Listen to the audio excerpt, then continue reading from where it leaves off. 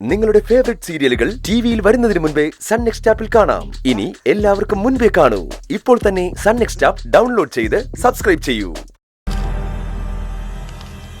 Excuse me sir, എനിക്ക് ശരത്തിനൊന്ന് കാണണമായിരുന്നു.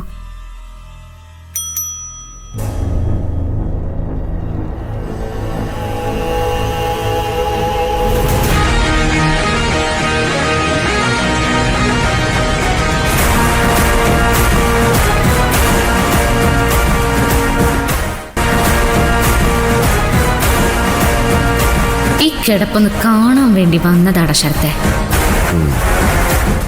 കണ്ടൊന്ന് ആസ്വദിക്കാൻ. നിന്നെ ഇരുമ്പഴിക്കുള്ളിലാക്കുന്നു പറഞ്ഞപ്പോ നീ എന്നെ പരിഹസിക്കുമായിരുന്നല്ലോ. ഇപ്പം മനസ്സിലായി കാണില്ലേ ഞാൻ വിചാരിക്കുന്ന നടക്കുന്നു. കള്ളപ്പരാതി കൊടുത്ത് എത്ര കാലം നീ എന്നെ ഇതിനകത്ത് കിടത്തും? ജീവിതകാലം മുഴുവനും. ഇനി അത്ര പെട്ടെന്ന് പുറത്തു വരാനൊന്നും നീ വിചാരിക്കണ്ട. നിന്റെ തറവാട്ട് സ്വത്തൊന്നും അല്ലല്ലോ നിയമം കോടതിയും. ഒരു വക്കീല് കൂടെ ഉണ്ടെന്ന് കരുതി എന്ത് തോന്നിയാസവും ചെയ്യാമെന്ന് കരുതുന്നത് ശുദ്ധമുണ്ടത്തരവാടി. അത് വൈകാതെ മനസ്സിലാവും. ഞാൻ മനസ്സിലാക്കി തരാം. ഇത്രയും കാലം നമ്മൾ തമ്മിലുള്ള വഴക്കില് പോലീസും നിയമവും ഒന്നും ഉണ്ടായിരുന്നില്ല, എല്ലാം നേരിട്ടായിരുന്നു. പക്ഷെ ഇനി അങ്ങനെയല്ല.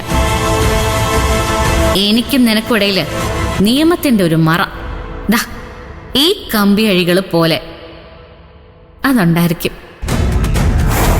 അത് കടന്നു വേണം ഇനി നീ എന്തെങ്കിലും ചെയ്യാൻ. അതത്ര എളുപ്പമൊന്നും അല്ലടാ ശരത്തെ.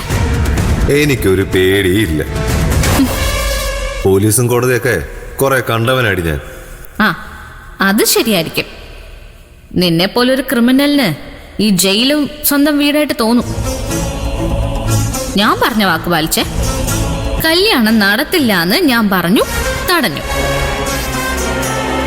എന്തു വില കൊടുത്തും കല്യാണം നടത്തുന്നു പറഞ്ഞ് വീരവാദം മുഴക്കിയ നീ ഇപ്പോ പോലീസ് സ്റ്റേഷനില് ലോക്കപ്പില്.